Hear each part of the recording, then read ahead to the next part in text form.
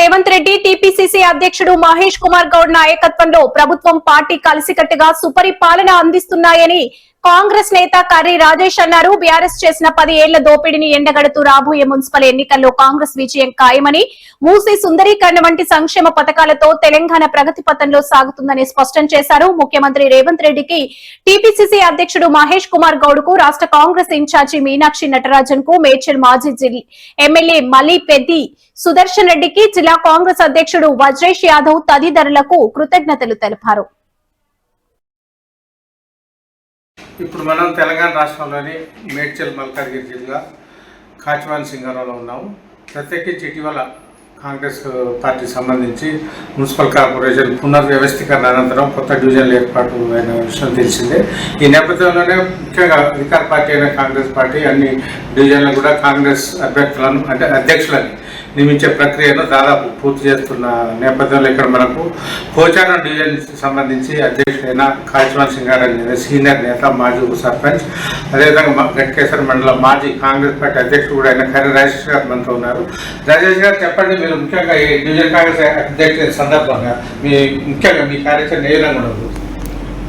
Pocharam division party అధ్యక్షునిగా party నియమించిన తర్వాత ప్రతి గ్రామంలో కూడా జెండా ప్రోగ్రాం చేసుకుంటూ కార్యకర్తలందరినీ కలుపుకుంటూ పోతూ పెద్ద ఎత్తున కార్యక్రమాలు కూడా చేశాం. ప్రతి గ్రామంలో కూడా పార్టీ బలంగానే ఉంది. ఏదైతే గట్కేశ్వర మండలం నేను పార్టీ అధ్యక్షుగా ఉన్నానో ఆ ఉన్న కాచవాన్ సింగారం, ప్రతాప్ సింగారం, కొర్రెంల, చౌదరిగూడ, అదేవిధంగా వెంకటాపురం, ఈ 5 విలేజ్లలో కూడా పార్టీ బలంగా ఉంది. ఎందుకంటే నేను పాత మండల పార్టీ అధ్యక్షుగా పనిచేసిన కాబట్టి. మరి అదేవిధంగా మున్సిపల్కు ఈ 5 గ్రామాలు ఆ మున్సిపాలిటీ విలీనం కావడంతో ఇది జిహెచ్ఎంసీ పరిధిలో ఒకే డివిజన్ ఏర్పడంతో కూడా అక్కడ కూడా ఉన్నటువంటి కాంగ్రెస్ కార్యకర్తలు మాత్రం బలంగానే ఉన్నారు. దాన్ని వీళ్ళని మెర్జ్ చేసుకుంటే ఇప్పుడున్న పరిస్థితుల్లో ఏ క్షణంలో ఎన్నికలు జరిగినా పార్టీ ఈ యొక్క డివిజన్లో మంచి ఫలితంగా బాగా బలంగానే ఉందని చెప్పి కూడా నేను భావిస్తూ ఉన్నాను. మరింత కూడా కొంచెం అటు ఇటు ఏమైనా ఉన్నా కానీ నా ఎన్నికతో పార్టీ సీనియర్లు కానీ కార్యకర్తలు అందరూ సహకరిస్తున్నారు, మరింత బలపడుతుందని నేను అనుకుంటున్నాను. అంటే ముఖ్యంగా ఇప్పుడు మీరు మున్సిపల్ డివిజన్ ఎలక్షన్స్ ఎప్పుడైనా కార్పొరేషన్ వస్తే గెలుస్తామంటున్నారు. దీన్ని మనం ఎట్లా ఏ ప్రాంతానికి గెలిచే అవకాశాలు ఉన్నాయన్న గవర్నమెంట్ స్కీమ్స్ ఎట్లా? 100% ఏ క్షణంలో ఎన్నికలు జరిగినా పోచారం డివిజన్ భారీ మెజార్టీతో కాంగ్రెస్ పార్టీ గెలుపొందుతుంది. దీనికి అనుగుణంగా దాదాపు 2.5 ఏళ్ళు గడిచిపోతూ ఉంది కాంగ్రెస్ పార్టీ అధికారంలోకి వచ్చి. మరి పేదలకు ఏదైతే గ్యాస్ ఉన్నదో, అదేవిధంగా మహిళలకు బస్ ఫ్రీ, అట్లా సన్న బియ్యం పథకము, ఇప్పుడు రేషన్ కార్డులు ఇస్తున్నాము, ఇందిరా మిల్లు ఇచ్చినాము, అట్లా పార్టీ ఇట్లా వివిధ కార్యక్రమాలతో ప్రభుత్వం చేసినటువంటి పథకాలతో ప్రజల్లో బాగా నాటుకుపోయింది. ప్రజలు స్వచ్ఛందంగా కాంగ్రెస్ పార్టీకి ఓటేయడానికి సిద్ధంగా ఉన్నారు. ఈరోజు రాష్ట్ర ప్రభుత్వం ఏర్పడ్డాక చేసినటువంటి ప్రజా పథకాల వల్ల ప్రజల్లో మంచి ఆకర్షణీయంగా ఉంది. పేద బడుగు బలైన వర్గాలకు ప్రతి ఒక్కరు కూడా కాంగ్రెస్ పార్టీ పథకాలు అందుతున్నాయి. గతంలో చూసుకుంటే 10 ఏళ్ళ నుంచి ఒక రేషన్ కార్డు ఇవ్వలేదు, 10 ఏళ్ళ నుంచి ఒక ఇల్లు ఇవ్వలేదు పేదలకు, అట్లా ఒక కొత్త పింఛన్ ఇవ్వలేదు. ఇప్పుడు ఈ 15 తారీఖు నుంచి కూడా పింఛన్ కూడా ఇస్తూ ఉన్నాం. 2.5 ఏళ్లలో ఇవన్నీ టీఆర్ఎస్ చేసినటువంటి తప్పులను ప్రక్షాళన చేసుకుంటూ ఇప్పుడు ప్రభుత్వం మంచి అభివృద్ధి పథకంలో ప్రజలు నడిపిస్తూ ఉన్నారు కాబట్టి ప్రజలందరూ ఓట్లు వేయడానికి సిద్ధంగా ఉన్నారు. అదేవిధంగా మాకు మూసి ఏదైతే రేవంత్ రెడ్డి గారు సీఎం గారు ఇది యుద్ధ పథకంగా తీసుకున్నారు, అది మంచి పరిణామం. మాకు వాటర్ పొల్యూషనే కానీ, దోమలు, ఈగలు, ఇట్లా చాలా మూసీకి చాలా ఇబ్బంది పడుతున్నాం. ఈ యొక్క ఏదైతే మూసీ పరివాహక ప్రాంతాలు ఉన్నాయో దానివల్ల మాకందరు కూడా లబ్ధి జరుగుతూ ఉంది అని తప్పకుండా కాంగ్రెస్ పార్టీ చేసిన పథకాల వల్ల మంచి ఆదరణ ఉందని చెప్పి భావిస్తూ ఉన్నాం. అంటే ముఖ్యంగా అంటే మూసీ సుందరీకరణ ప్రాజెక్ట్ ఇక్కడ ఈ కాచివాన్ సింగారం టచ్ అవుతుందా? అవును, ఇప్పుడు మా నుంచి 1/2 కిలోమీటర్ కదా ఇక్కడ నుంచి. ఇప్పుడు నల్ల చెరువు నుంచి స్టార్ట్ అవుతుంది. నల్ల చెరువు నుంచి ఇక్కడ నుంచి గౌరేది, ఇట్లా ఎదిలాబాద్, ఇట్లా కాళ్ళతో ఇట్లా పోతా ఉంది. ఈ విలేజ్లన్నీ కూడా మంచి పంట పొలాలు ఉండి ఇప్పుడు పంట పండుతుంది. అప్పుడు పడ్డేది ఇప్పుడు 20 ఏళ్ళ కింద. ఇప్పుడు అంతా గడ్డి ప్రాంతం, ఇక్కడ బళ్ళు కూడా లేవు.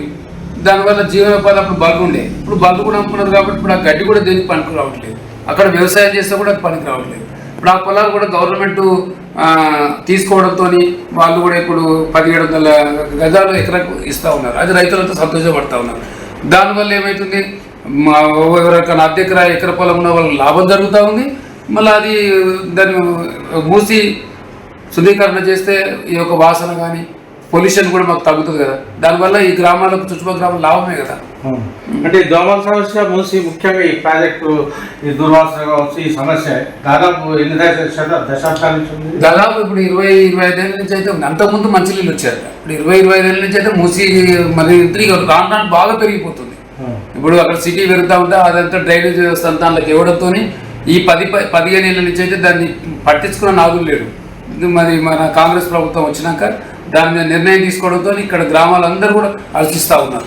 అంటే మీరు ఇంత మంచి ప్రాజెక్ట్ అని మీరు ముఖ్యమంత్రి తరఫున మీరు ఇక్కడ లోకల్గా చెప్తున్నారు, ఇది వేస్ట్ ప్రాజెక్ట్ అని బీఆర్ఎస్ అంటుంది, దీన్ని మనం ఎట్లా విశ్లేషించుకోవచ్చు?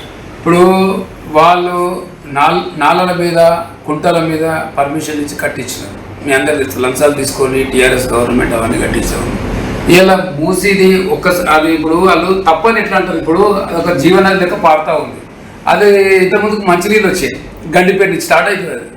ఈ రోజు దాన్ని మూసిని శుద్ధీకరణ చేస్తే దాన్ని శుద్ధి చేసి మంచినీళ్ళు చేస్తే తప్పేముంది? దానివల్ల ఎవరు నష్టపోతున్నారు? దానికంటే ఏమన్నా పేదలు ఏమన్నా ఎక్కడెక్కడ కొంటారు, కబ్జా చేసి ఇల్లు కట్టించుకోవడం తప్ప కొన్ని వేల కుటుంబాలు దాని మీద లేవు కదా.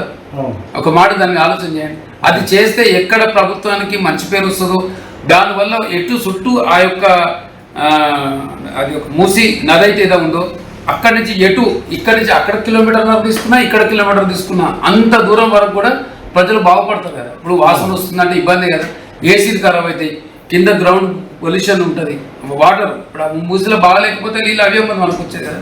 ఇవి తాగలేకపోతాం, అసలు వంట కూడా వాడరు నీళ్ళను, అంత గలీజ్ ఉన్నది, వాసన, దోమలు.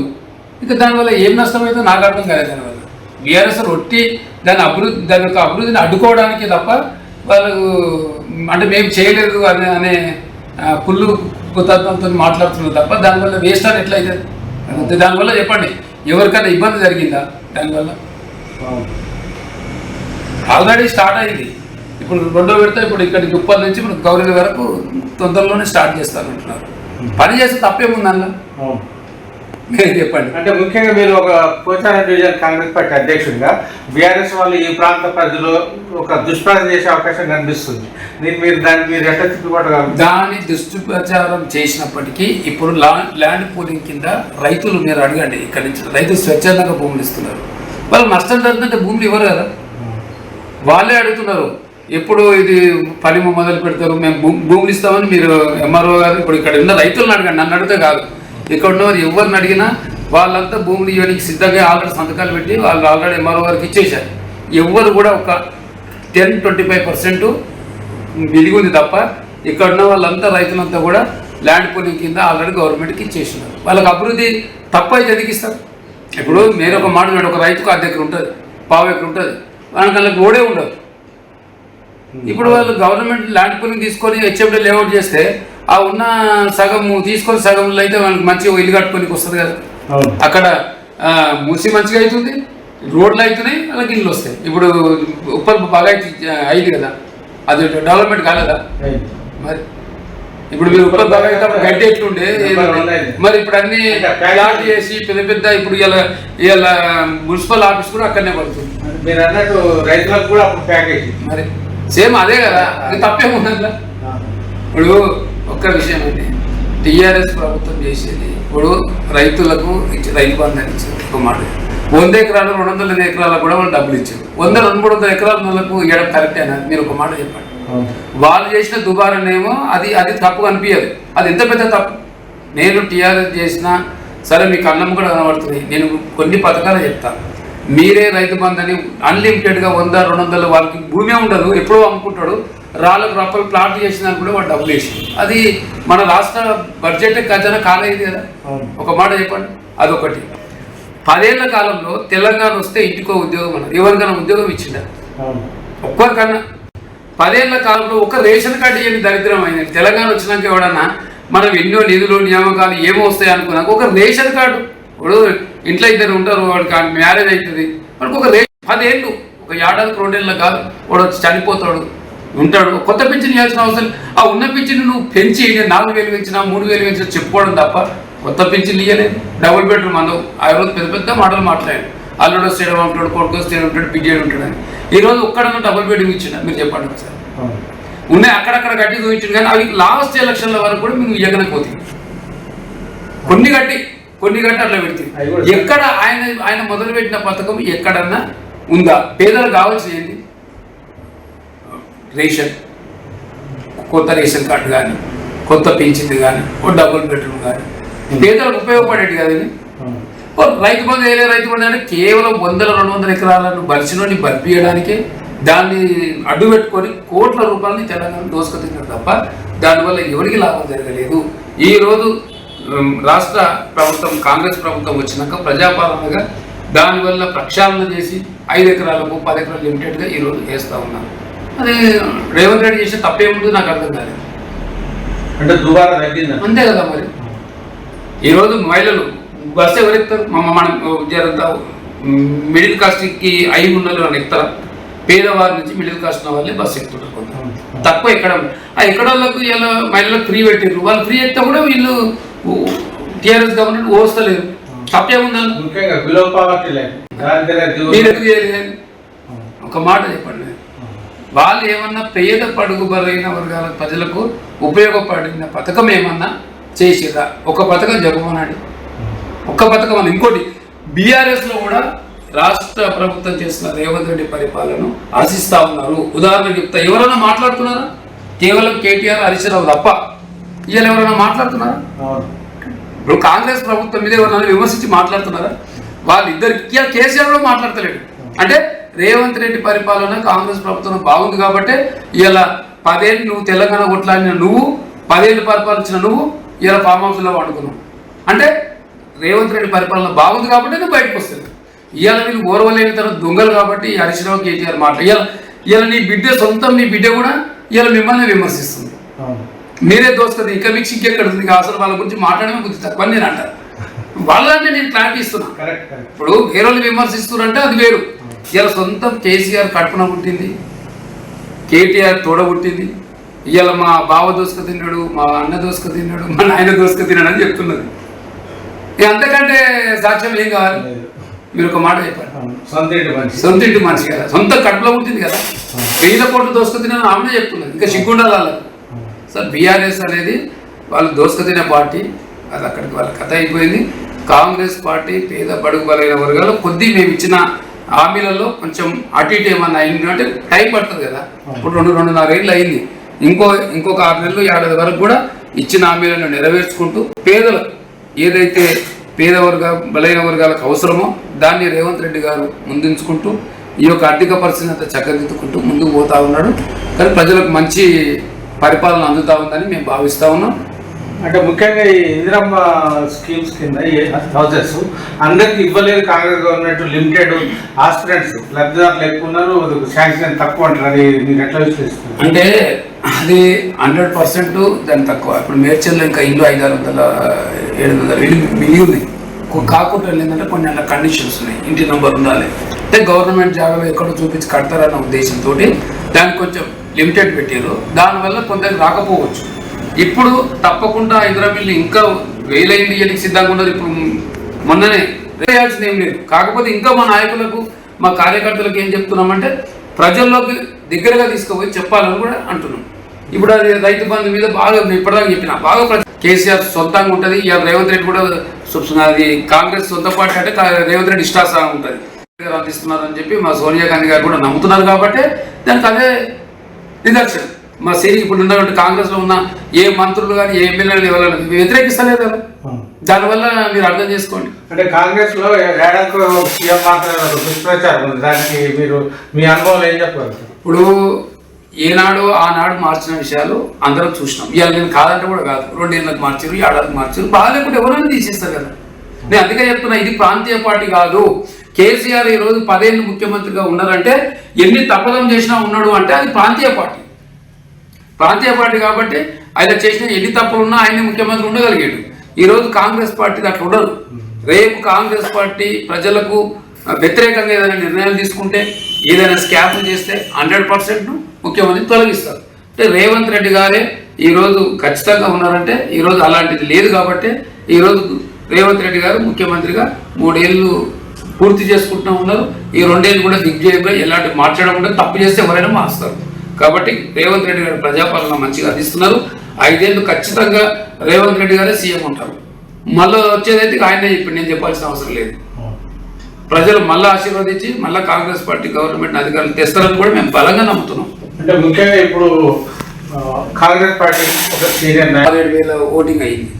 6,000 ఓటింగ్ అంటే జనాభా ఖచ్చితంగా అవుటర్ రింగ్ రోడ్ రావడం వల్ల తప్పకుండా జనాలు ఇల్లు కట్టుకున్నారు, జనాభా పెరిగింది, ఆటోమేటిక్గా డెవలప్మెంట్ అయ్యింది. డెవలప్మెంట్ అయిందంటే సిటీకి దగ్గర ఉన్నాం కదా, ఉప్పల్కు 5-6 కిలోమీటర్లు కాబట్టి ఖచ్చితంగా అవుటర్ చుట్టుముట్టు మొత్తం కూడా ఇల్లు కట్టుకున్నారు, డెవలప్మెంట్ అయింది, రియల్ ఎస్టేట్ పెరిగింది.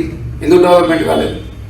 ఆ ఇల్లు కట్టుకోవడానికి ప్రభుత్వం చేసింది ఏముండదు. ఇప్పుడు రేపు కాంగ్రెస్ చేసినా ఎవరు చేసినా అవుటర్ రింగ్ రోడ్ వేసింది రాజశేఖర రెడ్డి పెట్టిన వేసారు.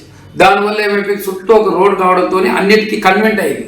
దూరం ఉన్న జాగాలో కూడా అవుటర్ రింగ్ రోడ్ ఎక్కడ దిగినా దానివల్ల మంచి మంచి బిల్డింగ్స్ వచ్చినాయి, వెంచర్లు వచ్చినాయి, కట్టుకున్నారు. దానివల్ల అభివృద్ధి అయింది.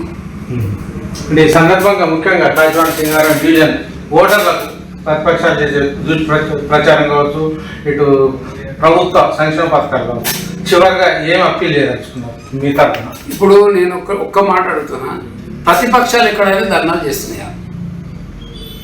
నేనేమంటే ఇప్పుడు ఎక్కడైనా సమస్యలు ఉంటే ప్రతిపక్షంగా బీఆర్ఎస్ ఉంది, టీఆర్ఎస్ ఉంది, బీజేపీ ఉంది, అంతే కదా. సరే సిపిఐ అంటే మాకు అలయన్స్ అనుకో. 3 పార్టీలు ఎక్కడైనా మీరు ధర్నా చేయంగా, ప్రజా సమస్యలపై ఎక్కడైనా నిలదీయంగా మీరు విన్నారా? డివిజన్ ఇంత పెద్ద డివిజన్కు అధ్యక్షుడిగా నియమించినట్టు నిజంగా కూడా రాష్ట్ర ముఖ్యమంత్రి రేవంత్ రెడ్డి గారికి కానీ, మళ్ళీ అదేవిధంగా మన మహేష్ కుమార్ గౌడ్ పిసిసి అధ్యక్షుడు, మీనాక్షి నటరాజన్ గారికి, జిల్లా అధ్యక్షుడు వజ్రేష్ యాదవ్ గారికి, ఇక్కడ మాజీ ఎమ్మెల్యే ఉన్న సుధీరెడ్డి గారికి వారికి నా హృదయపూర్వకంగా కృతజ్ఞతలు తెలియజేస్తా ఉన్నాను. వారు ఇక్కడ ఎంతో 20-25 మంది పోటీ పడ్డప్పటికీ, నేను అడగకపోయినప్పటికీ పార్టీకి ఏదైతే ముఖ్యమో, కాంగ్రెస్ పార్టీలో ఎంతమందికి ఏముందో నాకు తెలియదు కానీ నిజంగా కూడా ఇప్పుడున్న రేవంత్ రెడ్డి గారు పీసీసీ అయినప్పటి నుంచి ఎక్కడైనా కాంగ్రెస్ పార్టీ నాయకుడు కష్టపడ్డలు ఉంటే, పార్టీ కోసం పనిచేసే వాళ్ళకు ఉంటే 100% ఇక్కడ పదవులు ఇవ్వడం కానీ పార్టీకి పనిచేసే వారికి తప్పకుండా సరైన న్యాయం జరుగుతుందని నేను భావించిన. అట్లనే నాకు కూడా ఉదాహరణ, నాకు కూడా అధ్యక్షుడిగా వాస్తవానికి ఆ కోణంలోనే నాకు రావడంతో నేను మరింతగా పార్టీ కోసం నేను 24 గంటలు నేను పార్టీ కోసమే పనిచేస్తాను. ఎందుకంటే నేను ఆల్రెడీ మండలకు 2 సార్లు గట్కేశ్వర మండలికి నేను కాంగ్రెస్లో పనిచేసిన, 3వ డివిజన్ కూడా ఇచ్చారంటే మీరు అర్థం చేసుకోండి. అందులో నేను ఒక ఎస్సీని. ఇప్పుడు ఎందుకంటే పెద్ద డివిజన్, బలమైన బీసీలు ఉన్నారు, రెడ్లు ఉన్నారు, ఉన్నప్పటికీ నా మీద నమ్మకంతో వాళ్ళు ఇచ్చినప్పుడు ఆ నమ్మకాన్ని నేను ఎట్టి పరిస్థితుల్లో ఒమ్ము చేయకుండా ఈ డివిజన్లో మరో 2 డివిజన్లకైనా ఈ డివిజన్ ఉన్న కాంగ్రెస్ పార్టీ జెండా ఎగిరేస్తాం.